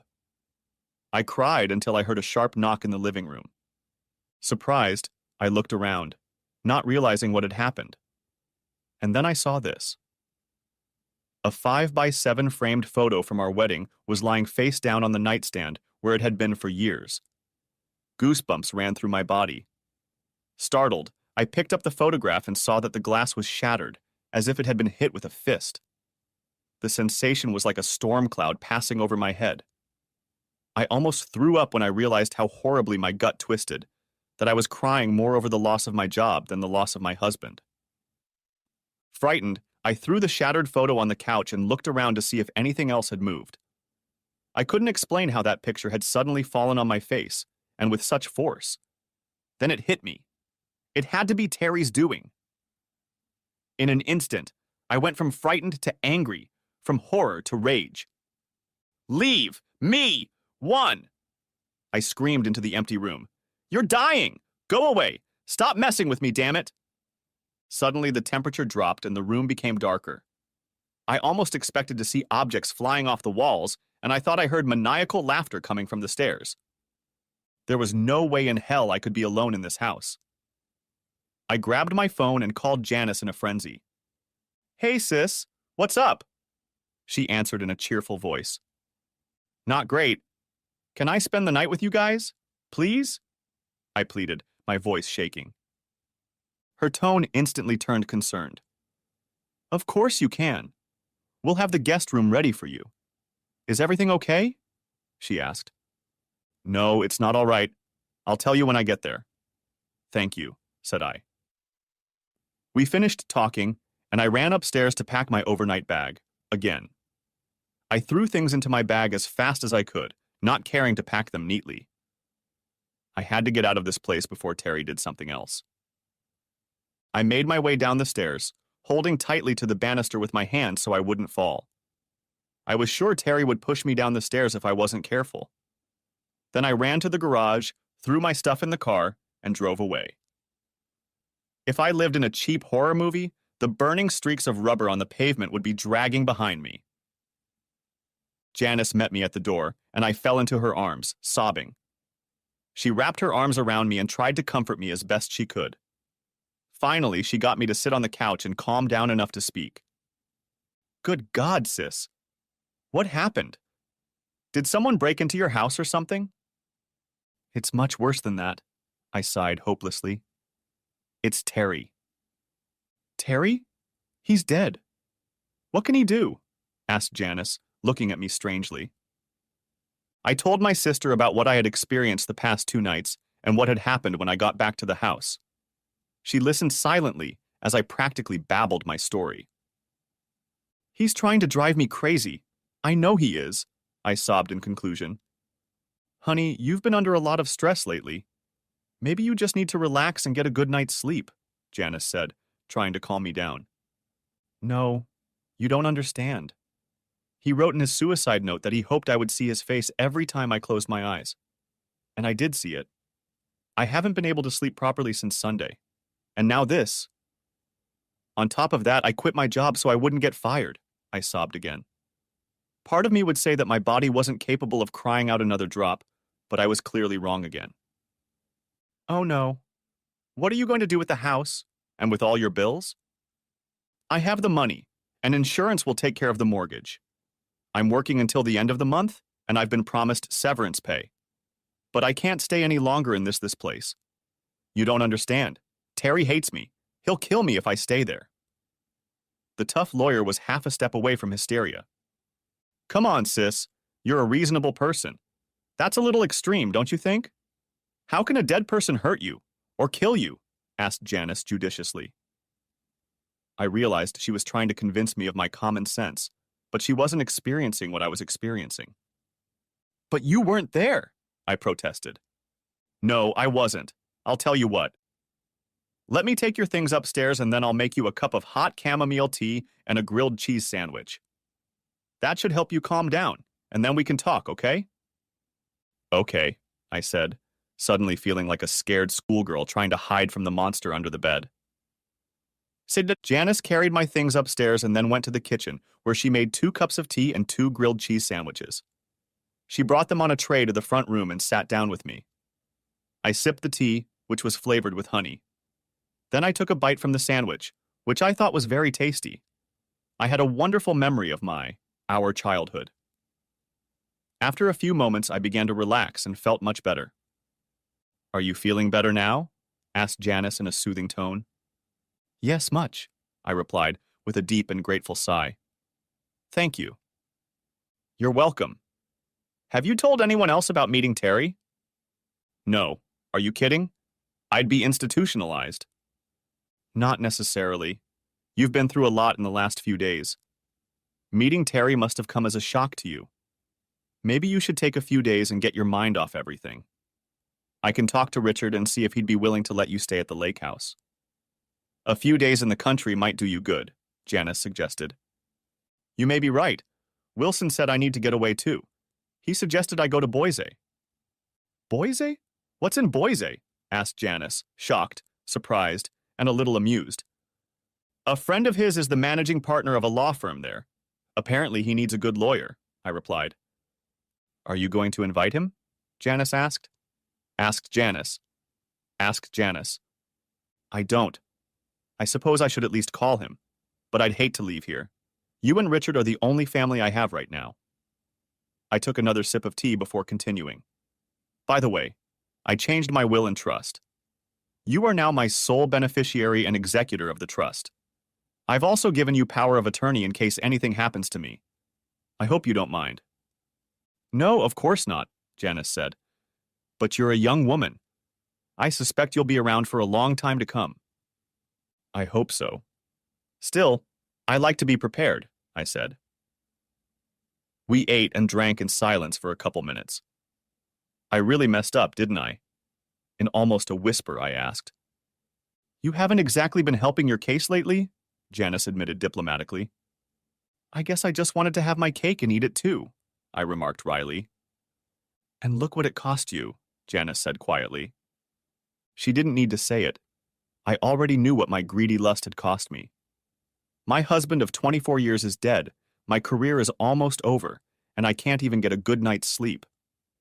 All because I'd heard the juicy office gossip among my single and divorced coworkers and convinced myself that I simply must spend time with Ray Bland. Yeah, I sighed sadly. But it's too late to cry over spilled milk, like Mom used to tell us. You need to pull yourself together, sis. You're right, I told her. Yeah, maybe I'll take you up on your offer and get my mind right again. Right now, I just need to get some sleep. Suddenly, I broke out into a huge yawn that made my jaw ache. The tea had done its job, and I felt my eyelids getting heavy fast. Let's carry you upstairs, Janice said, before you doze off here on the couch. She helped me up and led me up the stairs to their guest room. The blankets were already down, and I barely had time to slip into my nightgown. Janice pulled the covers over me, after which I collapsed under the blanket. Thank you, I mumbled to my older sister. For everything. Janice smiled and kissed my forehead. You're welcome. Now get some sleep. She closed the door as she left and I dozed off. So you thought you could get away from me by running to your sister's house? I heard Terry's sarcastic voice. When I looked around, I saw that the bedroom was filled with a thick gray mist that looked like a curling cloud. Terry stepped out of the closet, skull fragments sprinkled on top of him. Why are you here? Why can't you leave me alone? I asked in desperation. Leave you alone? Ha! I'll never leave you alone, bitch, Terry growled, his disfigured face contorted into an even uglier mask. You were the one in the house, weren't you? I asked. With the picture. Yes, it took me a lot of effort to make it, but now that I know I can do it, I'll do it more often, Terry grinned. Please, can't you just leave me alone? You're dead. You have to move on, I pleaded. Yes, I am dead, But whose fault is that, huh? You pulled the trigger. I didn't make you do it, I replied. Yeah, I pulled the trigger. It was either me or your boyfriend, but he was too much of a coward to get out of the car, Terry snapped back. You were going to destroy Ray? I was horrified. My Terry, my soft, pliable, compliant Terry, had turned into a potential murderer? You would destroy me? I thought about it. Seriously. But it would have been too quick. It wasn't supposed to be like that. His eyes flashed crimson, and I held back a cry. How was it supposed to be, sweetie? He shouted, and I flinched. To go along with your cuckolds and turn into a lowlife who doesn't command the slightest respect. Slip away, leaving divorce papers behind so your law firm can draw and quarter me in the public square? Drop everything in sight, run away, and spend my life dodging every private investigator you can afford? Burn the house down and spend years in prison as Bubba's bitch? I should have immediately discussed all my wonderful options with my family and friends. Oh wait, I had no family, and I was spending all my energy being a good husband, and I had coworkers, but no good friends except my best friend, which should have been you. Your lawyering left me with no options, so I chose the one option you didn't count on, but which still left me with a modicum of self-respect and some opportunity for revenge. So, honey. I pulled the trigger because it was the only option I had. And now my blood is on your hands. Look. I looked at my hands and saw that they were covered in a dark red blood, thick drops falling between my fingers and onto Janice's bedspread. I recoiled at the sight. You may not be able to see her in the light of day, but she's still there. And nothing can ever get rid of it, Terry added. He staggered back, and I heard the gnashing of his teeth. More pieces of the shattered head flew free, but disappeared before they hit the floor. In a hoarse, agonizing whisper, he added, And I can't go on living. I have what is called unfinished business. I can't move on, up or down, until that business is completed. He pulled himself together and really gloomed, and I almost shrieked. By the way, you never answered my question. Was your little hookup with Bland worth it all? Not only did you lose me, but you don't have that lucrative job anymore. And I know how much it meant to you. More than it did to me, at any rate. Look, Terry, I'm really sorry about this. Do you understand? I shouldn't have done it. I've got it all figured out now. Go away. Leave me alone. I protested weakly. I was exhausted more than physically, and hated the parts of me he was sticking his nose into. I don't think you really get it, Terry replied, his tone softening a little. You're right. You shouldn't have done that. In fact, you shouldn't have thought about it at all. But you still think you're entitled to whatever you want and to hell with everyone else. It's still all about you. And as for leaving you alone, that's not going to happen. Ever. Please, Terry. I'm begging you. I can't take it anymore, I cried, tears streaming down my face. Well, you know how the saying goes. In one hand is desire, in the other is shit. Let's see which one fills up first. I wanted a faithful wife who would love me as much as I loved her. And how did that turn out, huh? Enjoy the rest of your pathetic life, bitch, Terry muttered, and then burst into uncontrollable laughter. He disappeared into the closet, and the fog drifted away with him, as if sucked up by some unknown mental vacuum cleaner. The blood on my hands and Janice's bedspread was gone. I fell back onto the pillow, tears streaming down my face. The next moment, I saw the sun shining through the window. I stood up, smelling the smell of bacon from downstairs, and shudderingly examined the bedspread, but there was no trace of blood. I went to the bathroom, did my morning ritual, got dressed, and went downstairs. I didn't feel much better, but at least I didn't feel worse. Good morning, Richard said cheerfully, sitting at the table with his morning coffee. Janice is almost done with breakfast. Why don't you have some coffee and sit down? Thanks, I guess I will, I said. I greeted Janice, who was putting bacon on a plate, took my coffee, tiredly wished for a double espresso, and returned to the table. How did you sleep last night? Asked Richard worriedly, scrutinizing my haggard face. Not too well, I admitted. Did you see him again last night? Asked Janice, putting bacon and a plate of scrambled eggs on the table. I glanced at her, then looked at Richard. He didn't look shocked or incredulous, just concerned. For a moment I felt insulted, since Janice had obviously shared my secrets with Richard. But then I accepted it. They were a real married couple, and they shouldn't have secrets, if they had any at all. Yeah, I replied. Am I going crazy? I asked Richard. I'm a surgeon, not a psychiatrist, he replied with a slight smile. But from what Janice has told me, I'd say you've been through a lot of psychological trauma and are suffering from a lot of stress on top of that, because of Terry and your work. You're probably right, I said quickly, not wanting to repeat my list of woes. But if you want, I can talk to our staff psychiatrist at the hospital. I've heard she's very good at what she does. She might be able to help you. I might agree, I said. We each grabbed some scrambled eggs and bacon and started eating. Janice was the best cook I'd ever known since my mother, and her scrambled eggs were delicious. We also talked about you spending some time at the lake house. We don't mind you staying there for a few days if you want to. It will help you calm down a bit, Richard said. That would be nice, I said. I knew from experience that the medical examiner probably wouldn't release Terry's body until the end of the week, and I still had 3 more weeks before I was officially dismissed. Maybe, I thought, a few days at the lake would do some good. Good. Then it's settled. I'll give you a key to the house before I hit the road. Can you handle driving? Asked Richard. I can handle it, I replied, backing up my statement with a careless smile. We finished breakfast and I helped Janice clear the table. Richard dug into his pocket and handed me the key to their cabin. I'd been there many times and knew the way. Have a nice vacation, Richard said with a smile. Thank you both. For everything, I said, as I hugged each of them. My pleasure, Janice said. And call if you need anything. Saying goodbye, I packed up my things and left. I thought about going into the house and grabbing a few more things, but decided against it. After yesterday, I didn't have the slightest desire to be in this place again. I stopped at Walmart and picked up a few things to get by and then hit the road again. I drove down a 2-lane road outside of town, with the windows down and the radio on. The wind fluttering my hair kept me awake, and I was anticipating a few days of peace and serenity.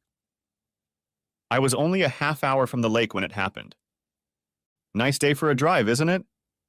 I heard from the passenger seat. Stunned, I looked over and saw Terry sitting looking out the side window. I could clearly see the exit wound in his head, and sunlight was shining through the remains of his skull. What are you doing here? I almost shouted. You fell asleep at the wheel. Not very safe, Terry said, looking at me. In fact, you better watch the road before you get to the intersection. Suddenly, my whole world shattered as a huge 18-wheeler truck slammed into my door. The impact sent the car spinning, and I was hit a second time by a truck traveling in the oncoming lane. My car ended up in the ditch, upside down, and I was sandwiched between the airbags that had deployed. I'll see you later, Terry said before I passed out. Epilogue, 25 years later. Hello, Mrs. Hopkins, the cheerful receptionist said as Janice signed in the guest book. Hello, Amy, Janice replied. How is Miss Baker doing today? She asked April Callahan, the head nurse of Helen's unit, who appeared at the counter. Janice had made this trip every week for the past 25 years, and the nurse knew she was coming. It's all the same. She just sits in her wheelchair, watching TV or looking out the window. The nights still seem to be the hardest for her.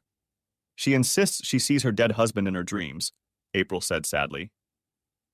Janice knew this, but she also knew that over the years Helen had managed to come to terms with it, and Terry's nightly visits no longer horrified her as much as they used to.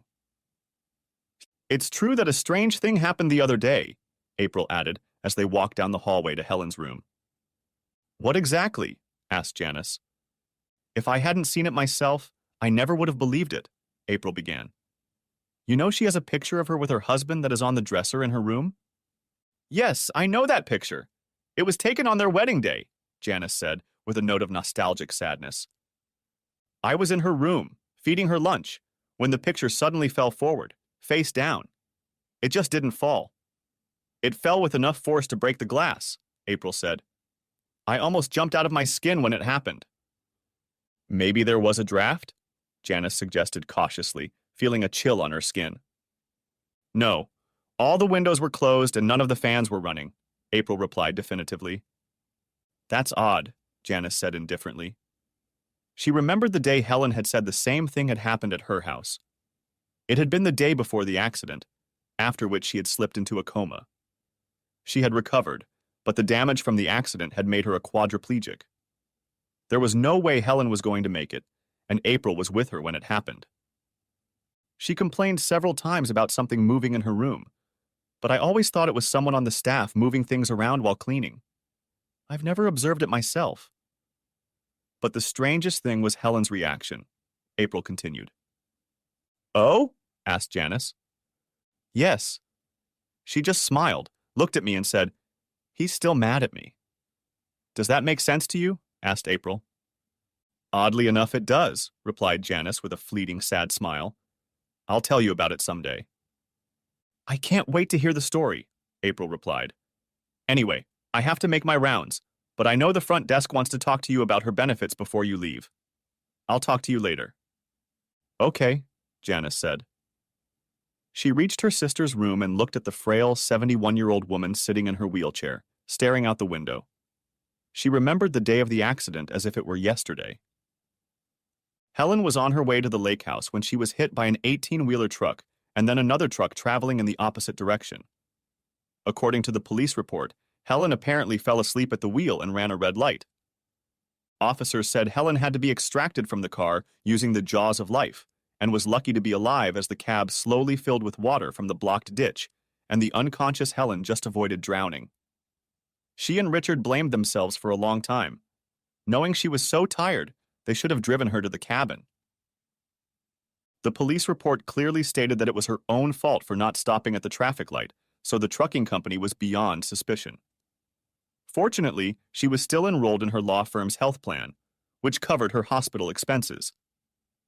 But the benefits available to her didn't cover all of her long-term care costs, and Janice, now acting under Helen's power of attorney, used all of her sister's funds, including her 401k and Terry's 401k, as well as the insurance Helen had gotten from Terry's firm. Janice also sold Helen's home after paying off the mortgage and used most of the proceeds from the sale to cover her sister's medical and final expenses. Helen was now covered by Medicare, but she still had to pay for medications such as prescriptions. Medical expenses over the past 25 years had almost eaten up what was left of Helen's funds. She realized that if her sister lived much longer, she would likely go to a less comfortable nursing home.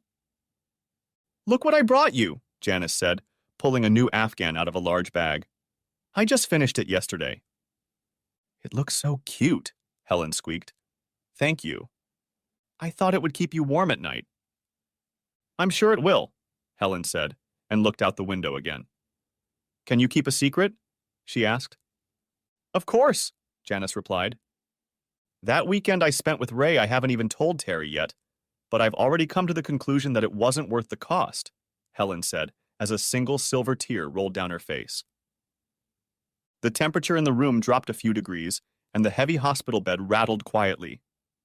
Janice looked fearfully at the bed and then back at her sister. I think he already knows, dear, Janice said quietly. Thanks for watching. I hope you enjoyed it. So subscribe to my channel and watch the next video.